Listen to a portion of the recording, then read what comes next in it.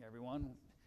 Thank you for joining us tonight as we're continuing our series on wisdom calls. We're talking about the Proverbs and sharing the various lessons and wisdom that we can gain by examining these. We're using a textbook, sort of. We're kind of adapting it, actually a book, more of a devotional book, and adapting it into our Bible class setting and giving you some extra materials to work through. And we'll continue to do that tonight in our study as well. If you would, let's bow our heads together, though, first, and let's share in a word of prayer before we begin our study tonight. Our Father in heaven, thank you for, again, the blessings that you provide for us, the beautiful day that you've given us, and again, this opportunity tonight to be able to come together and to study from your word, to appreciate your message, to strengthen ourselves in your wisdom. Give us an open and willing mind and heart to embrace and absorb the things that you share with us. Give us the courage to make application of those things. And just always strengthen us in all that's right and good. Again, thank you for Jesus. Thank you for the promises founded in Him, the great sacrifice He made in order to provide for those things. And we pray all these things through His name. Amen. So tonight we're going to talk a little bit about this idea of the beginning of strife is like releasing water out of Proverbs 17, verse 14. And it's important for us to realize then that the best place to stop a problem is where? Which is really the rest of the verse.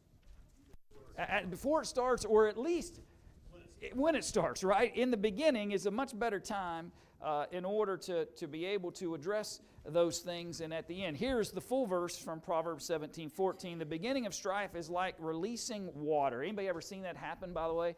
I thought it might be a little over the top. I didn't know how you'd take it, but I looked up some videos of dams breaking today and thought I'll just throw one of those up there for you to give you a reference point of what it looks like, right? Because you've probably seen something like that where a little water's just trickling out for the moment, but it just keeps creating a wider and bigger problem. The next thing you know, here it goes. And you kind of can get that imagery. That's what the proverb writer's trying to encourage us to appreciate. That the beginning of strife is like releasing that water. Therefore, stop contention before it gets going. The quicker you address the problem, the easier it is to resolve the problem, right? The quicker you deal with it and recognize it and are honest about it and all those things, then the easier it is to kind of stop that. A lot easier to stop a small leak than to wait for the thing to completely bust and then have a much bigger problem to address. And again, that's kind of the ideology of the proverb that he's sharing with us on this account. So let's just begin then by looking at the things that we shared with you by way of questions, and then we'll kind of work through this study together as we have been throughout the study. When is the best time then to stop a problem? We've already kind of answered that. From occurring, or at least keep it from becoming a larger problem. And that's at the beginning. Let me share something Jeff wrote in the material. He says, sometimes the answer is all the way back at the beginning, or at least far enough back that the problem itself is still in its embryonic stage. So often, when the damage is done and is seemingly irreversible, our pride and hurt abates just enough that we realize we were fighting over nothing and allowing insignificant issues to tear us apart. No one was willing to compromise anymore. No one had any patience left. Things were said that people didn't really mean but couldn't unsay. That's kind of how strife gets going, right? And people behave poorly towards one another. They create contentions with one another, and then the water bursts free, and now it's a much harder issue to kind of collect, right? You know, it's kind of like if you see a leaking cup, a small leak in a cup is a lot easier to deal with than if you knock the cup over and you just see the water running, right? Now you've got a much bigger challenge to deal with. Unfortunately, we very often, because we get our feelings hurt or we don't want to kind of swallow that pride and maybe apologize at times for the things we've said or done, we just allow sometimes for contention and strife to just keep building. And again, our discussion tonight is a reminder that the best place to try to address those things are before they become greater and larger problems. So question 2 then was, what can happen when a slow dripping water leak is left unattended, and what is the application? So what happens? Carl again answered that sort of in our general introduction tonight. Yeah, okay. The problem just gets bigger and larger, And so then what's the application for us from that imagery that the proverb shares? Okay, fix it at the beginning. What other messaging or visuals that can we see out of that example?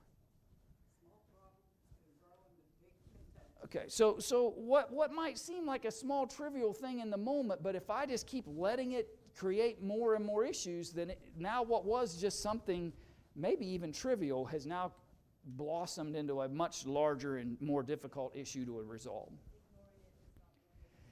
Yeah, we can ignore the problem all day long, but is it really going to go away just because we ignored it? You know, we've all seen children, right? And what do when they want something in front of them to go away? They cover their eyes or they cover their ears, right? Because if they can't see it, it's not real. The problem is that's what adults do to real problems sometimes. Is we just try to cover our eyes and act like it's not there. And if I just ignore it long enough, maybe it'll just kind of find its own way to resolve itself. Now, is it possible that some things actually do resolve themselves? And that's a bit of a trapping question, by the way, but I'll let you answer it anyway. Okay, it is possible, right? That sometimes things, and we're not talking about water leaks now, but sometimes things are through time kind of can resolve themselves. But it might be the exception to the rule, right? Just because we might maybe find an anecdotal anomaly in the conversation doesn't mean that's the best practice as it relates to it. Just kind of sitting back, close my eyes, and hope that this situation resolves itself. Is it also possible, though, with that thought process, that we don't actually resolve it? We just ignore it, or we push it on down the road, right? And we keep pushing it down the road a little further, and we push it down the road a little further, and it makes me feel good today, but what happens when the day finally comes that I got to deal with it? Now it's a much bigger challenge. So sure, we might be able to pass some time. We might be able to see a handful of examples where things kind of find their own resolve. But a lot of times when we just kind of sit back and don't try to address it at all as if it's a non-issue, then it just becomes a much greater and larger and bigger problem to have to deal with. And that's why we need to be addressing those things early on. Jeff wrote this: a breach in a dam or even a leaky pipe in the kitchen are trouble enough when but a trickle is passing through. Water leaks do not tend to repair themselves. Ask me sometime about my experiences with that. But water leaks do not tend to repair themselves, nor do they usually just get better in time. The only easy time to fix the problem is when it is new and small. If allowed to drip, the leak will turn large and the repair will be costly and perhaps even impossible. Strife is just like water in that both are easier to release than to recapture. Let me give this to you in a different kind of example. Maybe you'll appreciate this. Anybody have trouble encouraging their children to change the oil in their cars? What happens, right? And it doesn't seem like, well, Dad, I'm just having to add a quart every 3 months. It's okay, right? And I don't really need to change it. I just got to stop and throw more. And then eventually, because they're trying to avoid whatever they charge nowadays.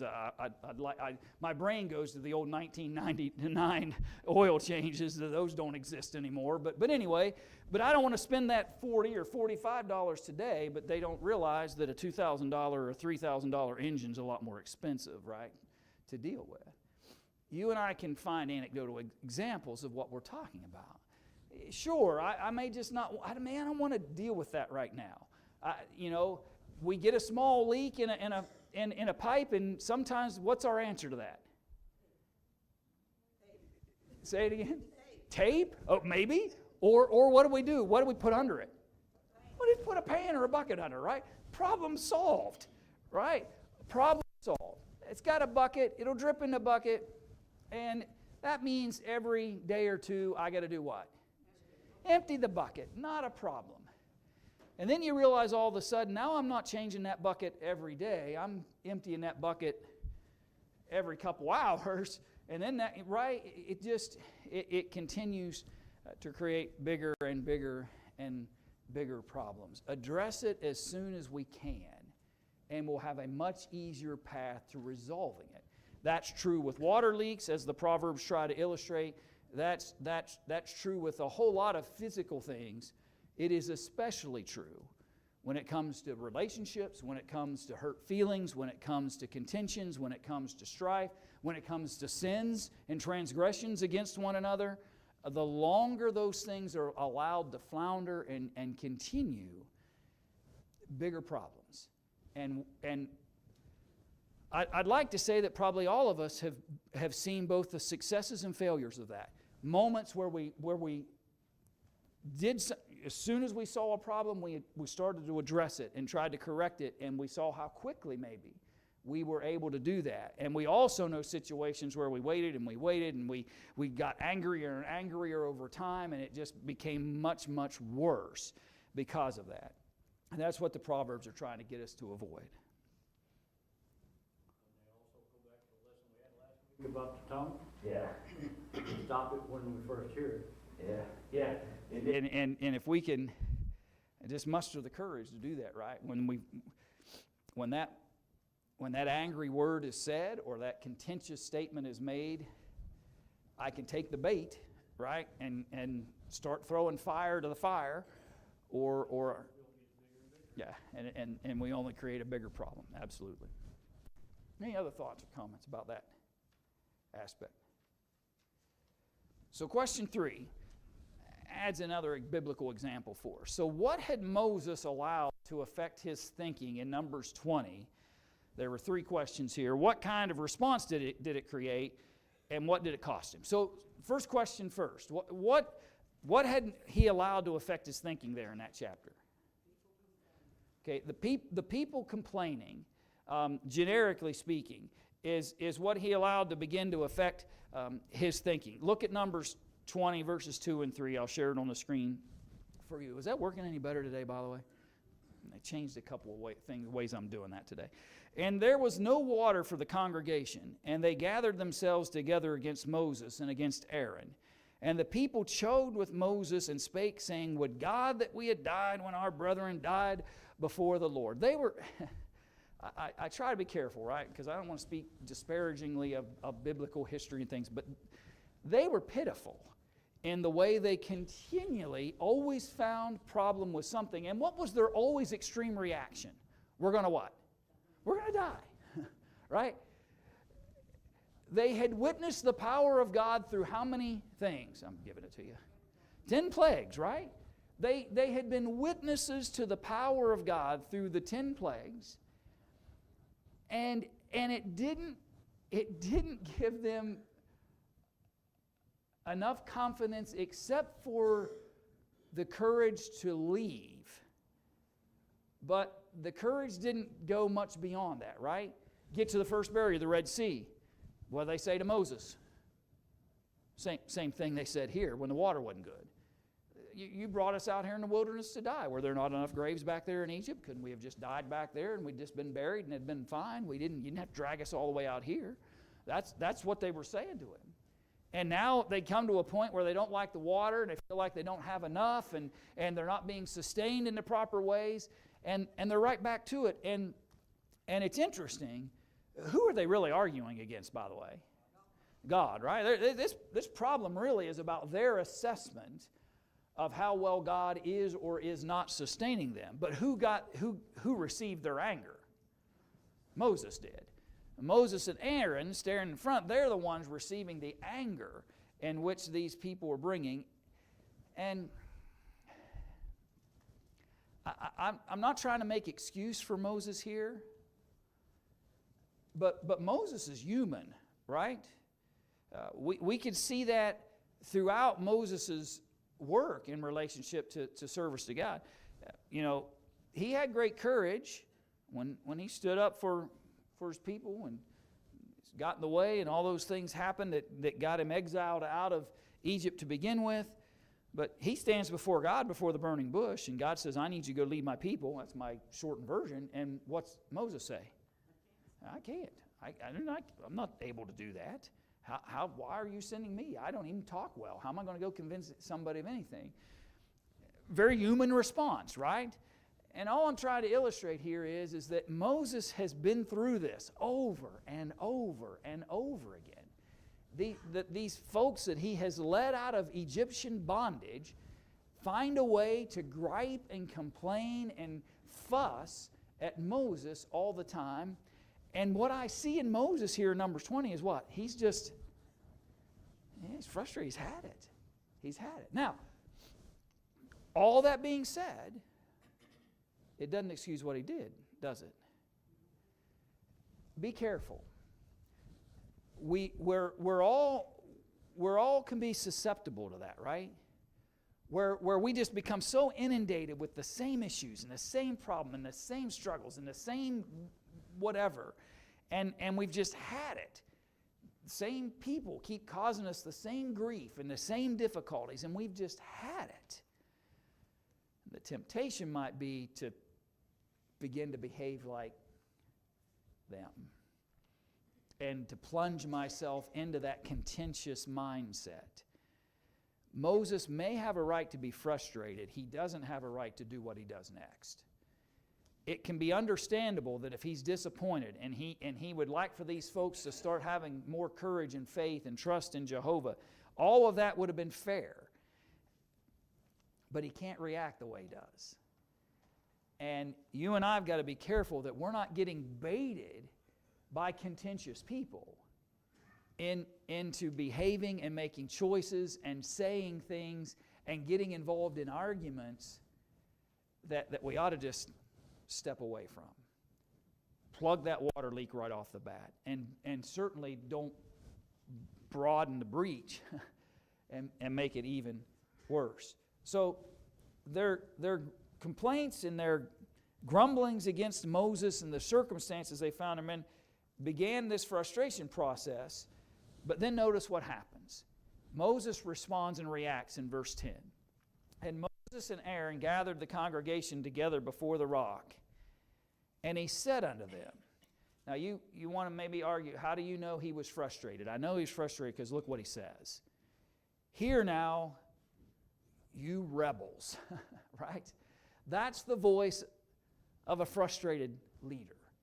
That's the voice of a man who has just been wearied by all of the pressures and complaints and disputes and the disharmony that has been happening among the people. Hear now, you rebels, but here's where he really gets in trouble.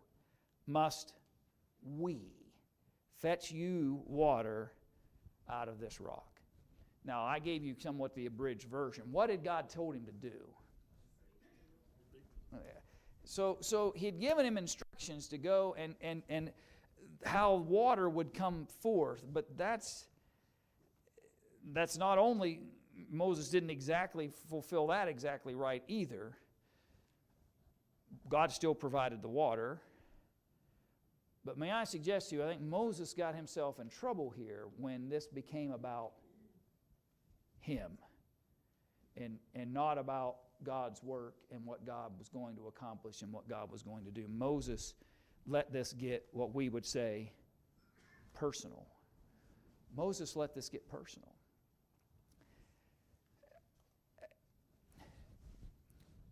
Is it possible to always escape that feeling of something being personal? I'm not trying to trap you with that, by the way. No, it's not possible. I'll just give you the quick answer to that. No. There are going to be moments in our lives where we hear things, people say things, they act in certain ways, and it hits us deeply personally, right? It hits deeply personal. The challenge is not necessarily to just act like, well, that's trivial, meaningless, it didn't bother me at all, and just approach it that way, which won't help anything. Be honest about how deeply it may have hurt. Just don't respond like Moses did. Don't retaliate. they want to gripe about me. Well, I'll tell you, you bunch of rebels, right? Well, that's very human, and yet not the best course of action, because then now I'm starting to express, it's all, you've hurt my feelings, and you've disappointed me, and you've frustrated me, and I'm going to retaliate back, and now all the waters are just flowing in the breach. And we've got to be very careful sometimes, even when things are personal, and even when things get unpleasant, and things may be said that are untrue. Things may be said that are inaccurate. But I can't let that frustration and anger boil over to where now my behaviors are just as wrong as theirs because of the way I'm responding. And Moses is just, he's let this frustration come to a point where he begins to take credit for what God was actually going to do. And what did it cost him? Yeah, he couldn't go in. And the Lord spoke unto Moses and Aaron, because you believed me not, to sanctify me in the eyes of the children of Israel. Therefore you shall not bring this congregation into the land which I have given them.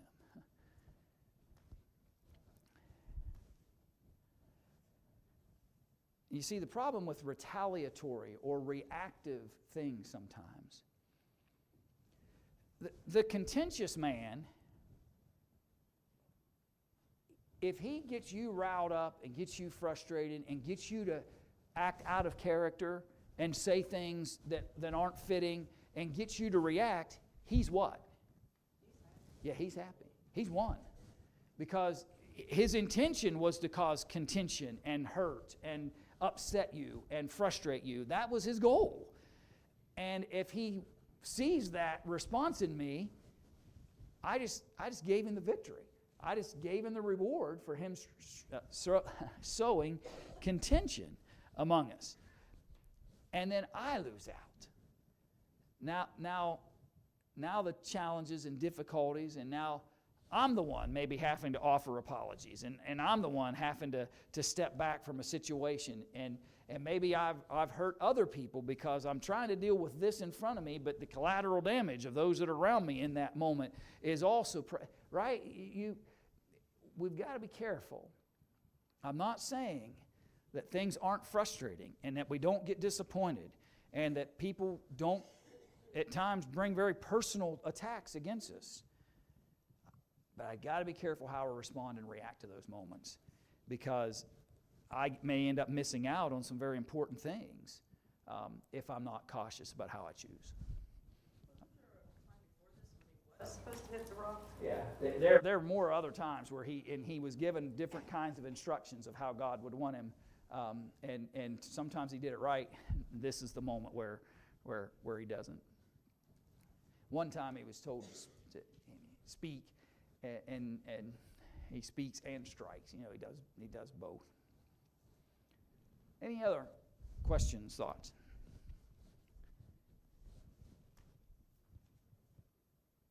So, question 4, strife not only includes anger and wrath, but where else can it lead us? And that was actually in the printed materials that you were given. Where else does it lead us?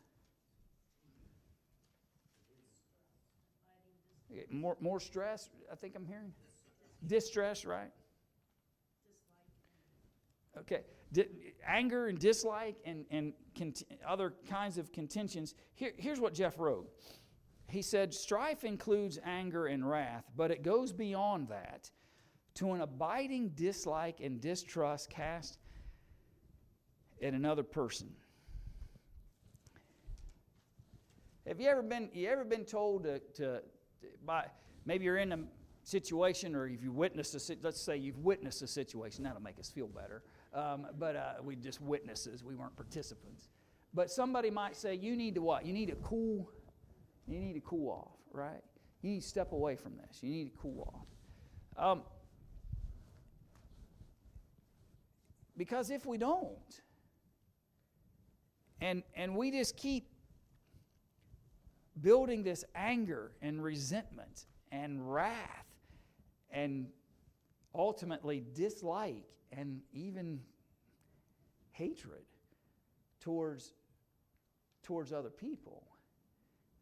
Now it's a much deeper and more serious issue than just a momentary contentious circumstance where maybe I didn't agree with what was happening in that moment and it created a situation. Now people have these abiding dislikes and I think, to me, it's important for us to maybe step away from a situation.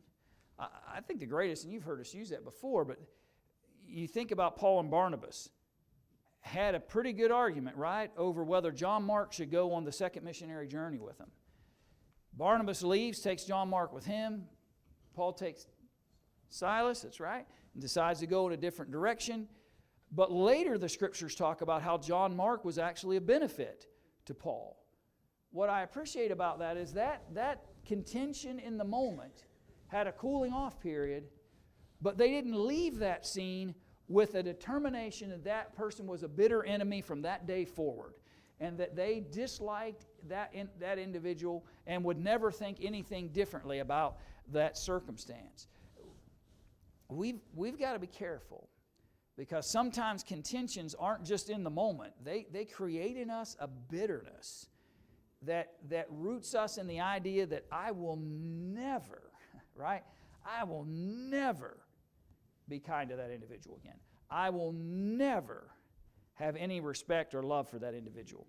And that dislike and distrust can just build. Contentions and quarrels follow, even if violence never does.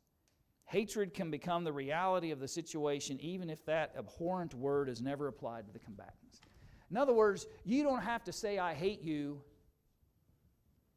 to hate somebody. You don't have to express it.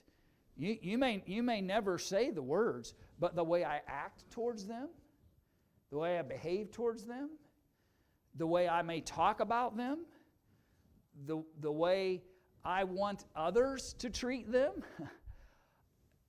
may be the real evidence of a hatred that I may have built because of a contention or a strife or a problem or a disagreement that I just never took the time to resolve, never spent the time or the energy to try to actually resolve those issues. And now,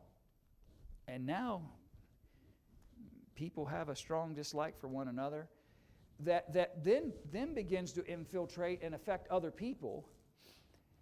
And now there are groups of people that hate each other and don't even what?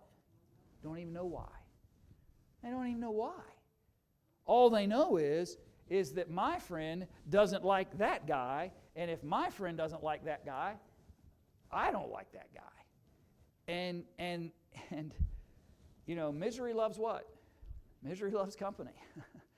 And generally speaking, what happens in a lot of cases is once that bitterness begins to take root, I'm not satisfied with just me personally not liking that guy. I got to get as many people as I can find and know to not like that guy either. And now I'm just creating bigger and bigger and bigger problems and contentions. And now this hatred's becoming much more deeply rooted. And I may never take a swing. I may never use the words, I hate you. But every action and pursuit that I have in relationship to that circumstance is giving every evidence that I do hate them because of the way I'm treating them. Go ahead, Mike.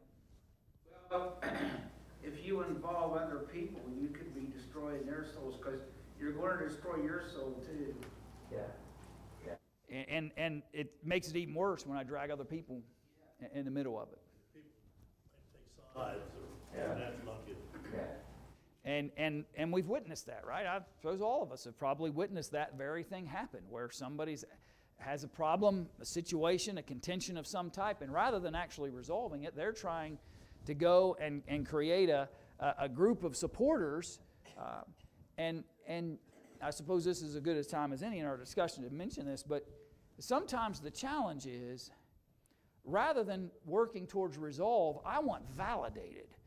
I want others to agree with me so that I can become validated that I was right, that what I thought about this situation, the way I acted in this situation, the way I addressed this problem, I was right. I want validated. We don't resolve anything if all we're looking for is validation. If we're just looking for people to chime in with me and line up with me and validate my position or argument or thought on something, then we create struggles.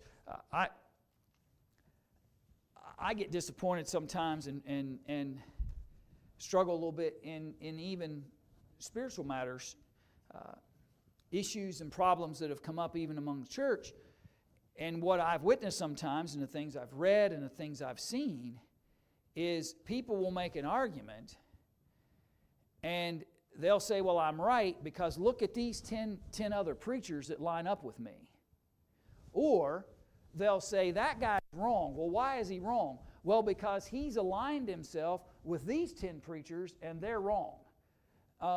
And it happens, right? What's the only real source to resolve those spiritual questions? The Word, right? The Bible. Let's not worry about whether that guy's right or that guy's right or those 10 preachers or these 10 preachers. What I want to know is, what's the Bible say about it? Right? That's really the only thing that matters. But there have been a lot of contentions, a lot of hurt feelings, because people joined sides and aligned themselves with the men that they thought they needed to align themselves with, rather than just looking at the Scriptures and determining what does the Bible say about a particular matter. And maybe if we had actually worked to try to resolve rather than line up our faction, then maybe we could fix a lot of things in easier ways.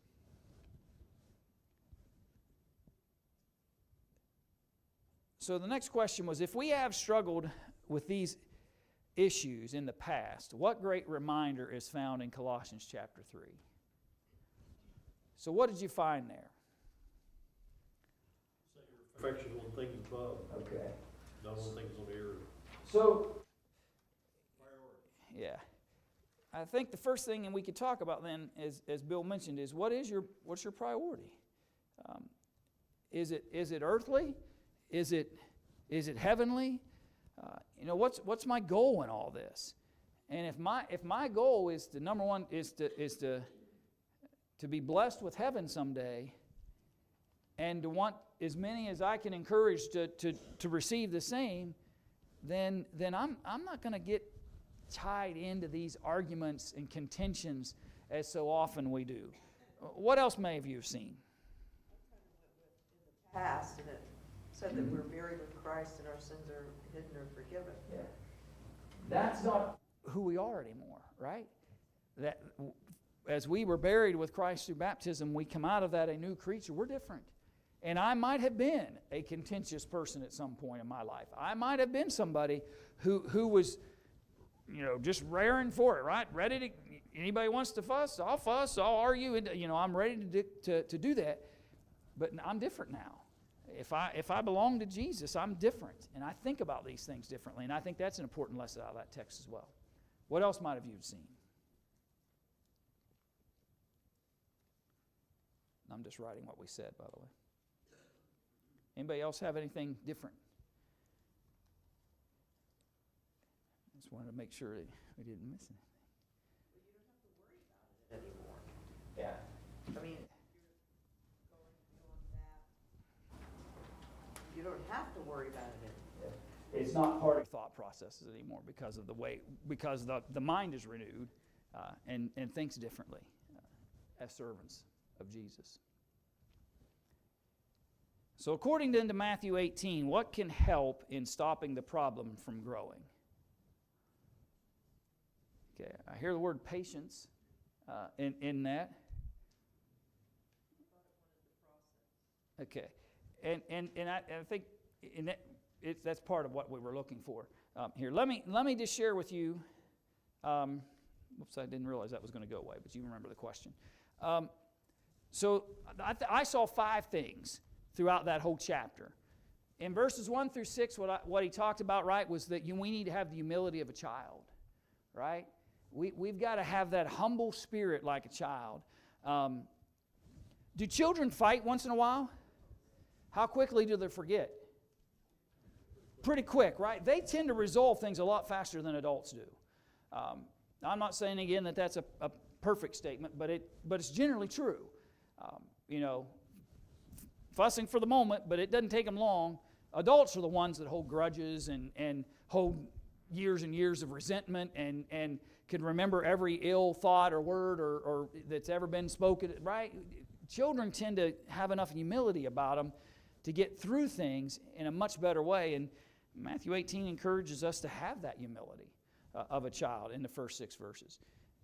In the next part, that's when he talked about in verses 7 through 9 about if your arm's the problem, do what? Get rid of it. If your leg, right?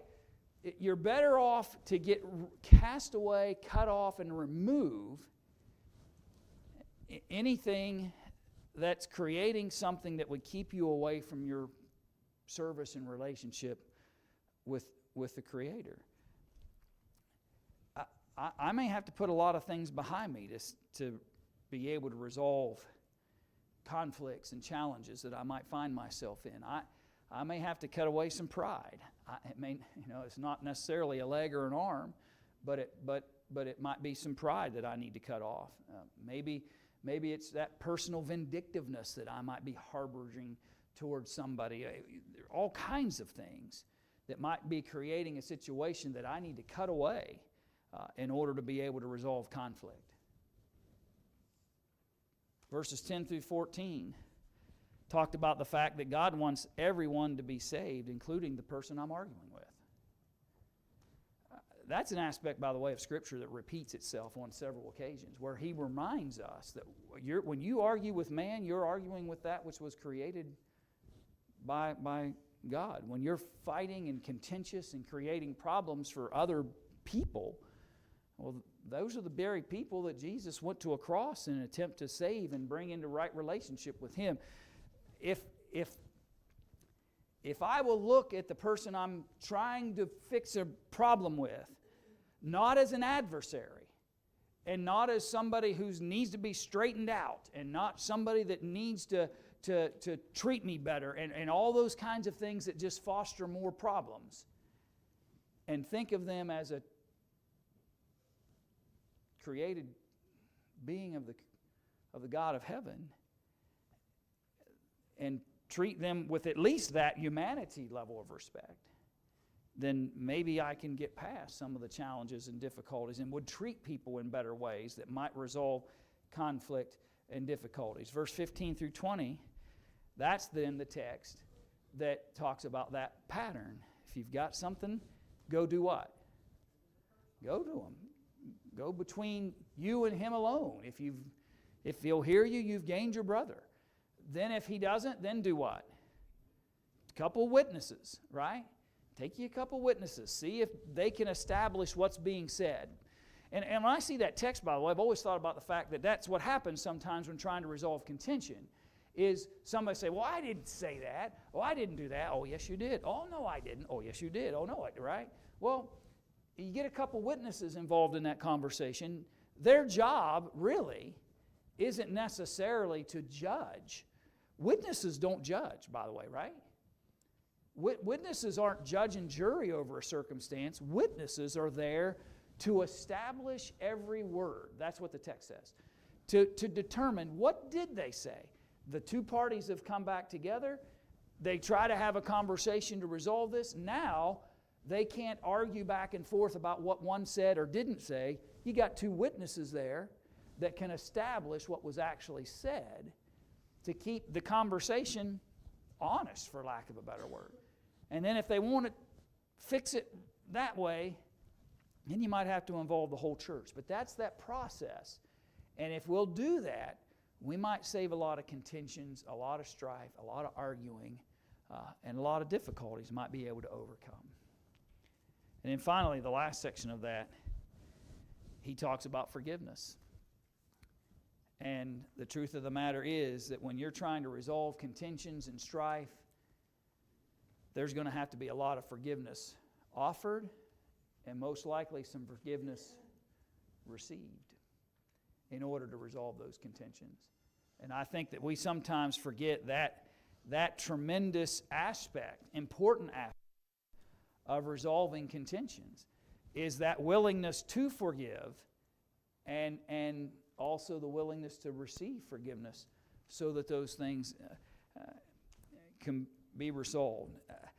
I think an attitude of forgiveness is going to go a long way in actually stopping the leak. And the quicker I get to forgiveness, the easier it is. The easier it is. What's easier to forgive, a moment or 15 years of resentment? I would argue that forgiving the moment, forgiving the instant that I'm in, is a lot easier than trying to go back 15, 20, 25 years and try to resolve resentment and build up strife and contention that has just been building and building and building over a long span of time.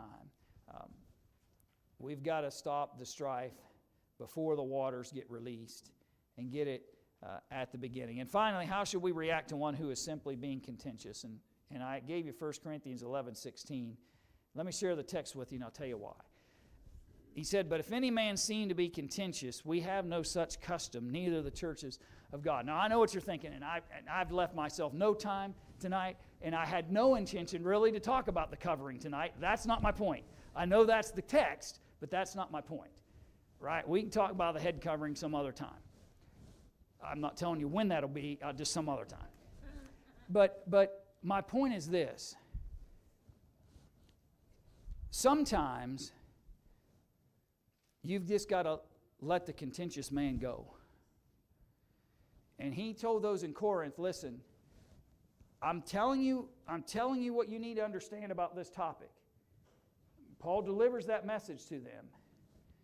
And at the end of that conversation, he says, if you've got a guy and he's determined to be contentious, just simply tell him, we have no such custom. You don't just keep being contentious with him. Don't just keep arguing over and over and over and over again. Sometimes contentions happen because I let them happen.